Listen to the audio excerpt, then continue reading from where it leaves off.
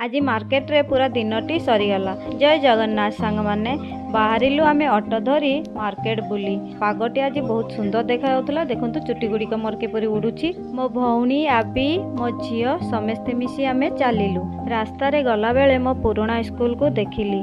देखंतु सांग माने ए होची मोर पुराना स्कूल। एठारे मु 5 वर्ष पढ़ी।